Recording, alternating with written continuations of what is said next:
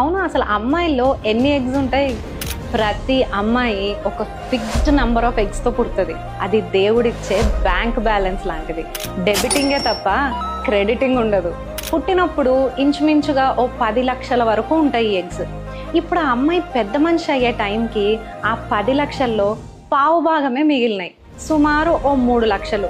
మిగతావన్నీ డెబిటెడ్, చచ్చిపోయినాయి. ఇప్పుడు ఇందులో నుంచి ప్రతి నెల ఓ 25 నుంచి 30 గుడ్ల వరకు నేను రిలీజ్ అవుతా నేను అంటూ రన్నింగ్ రేస్లో పార్టిసిపేట్ చేయడానికి రెడీ అవుతాయి.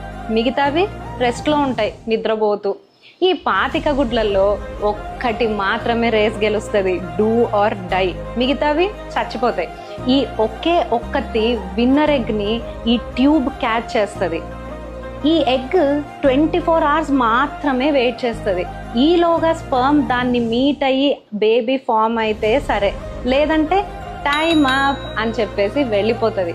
నేను ఇక్కడ బేబీ కోసం ఇల్లంతా తయారు చేస్తే నాకు బేబీ రాలేదు అని అన్నిటినీ బయటికి విసిరేస్తూ గర్భసంచి ఏడుస్తుంది. ఆ ఏడుపే పీరియడ్స్.